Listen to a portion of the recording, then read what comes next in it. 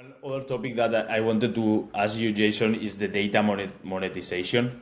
Uh, I saw you discuss about it. What does exactly mean? How do companies approach it? What does it mean? Yeah, I'll put it into kind of two buckets. I think there's offensive data monetization, and then there's maybe a little bit more of defensive monetization.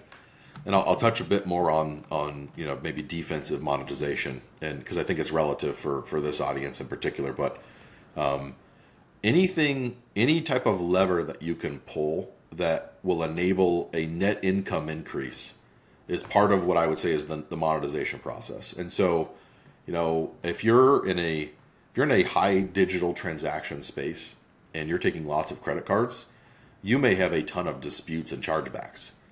And so with that, you saw a policy change in March, for example, with Stripe. You used to get a dispute, you'd pay $15, but if you won it, there was no dispute fee. You'd get the money back. Now, if you win or lose a dispute, if someone disputes it, it costs you $15 per transaction. If you're in a high transaction digital business, that could be all of your gross margins. So one way to monetize that data is to understand what customers and what products and how and when are chargebacks happening, how am I managing those? And then what can I do about it? Do I want to have a bigger deposit up front? Do I want to change the pricing model for certain customers that are more likely to dispute? All of those things would manifest themselves with a monetary gain in net income, less revenue leakage, better operating margins, etc. Because one thing that gets lost in the shuffle from my financial statement perspective is everyone thinks about revenue and cost of revenue and contra revenue and everything that's really above the line.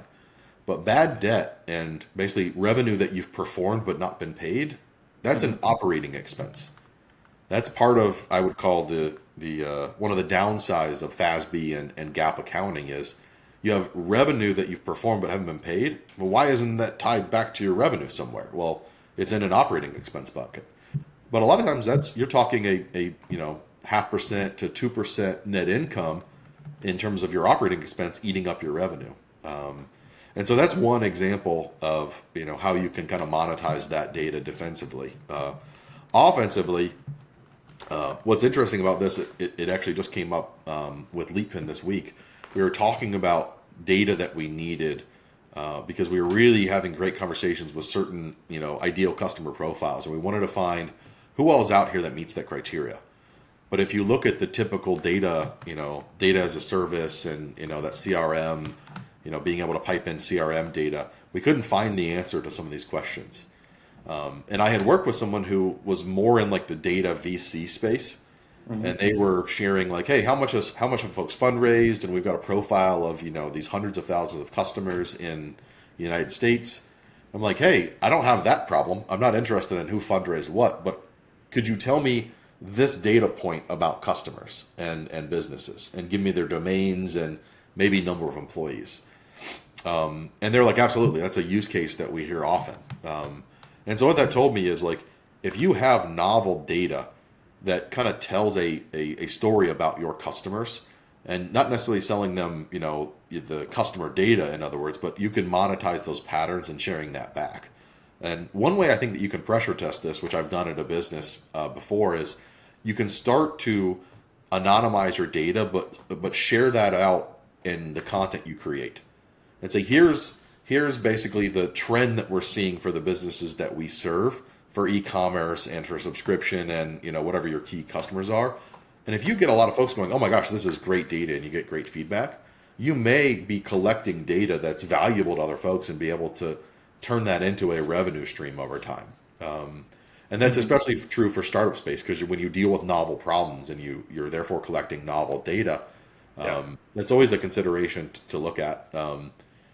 And then the last bit that I'll mention is there's also data that you have from a customer perspective that they may not know about.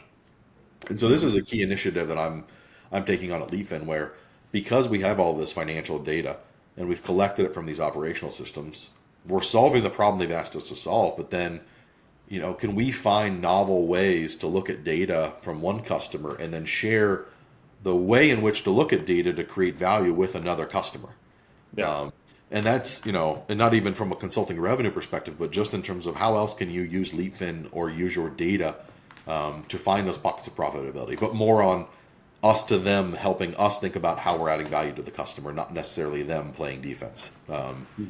So I think that's part of the creativity that we're hearing from folks. Is there's, I'm sure Cofi is no different. You guys probably have some really awesome data on key metrics and how many data sources folks are using by industry, and I think if you found the right niche, there's a lot of value in both how your customers look at that, how you look at that from your customer's perspective, and what the world would look at from the novel data that you're collecting.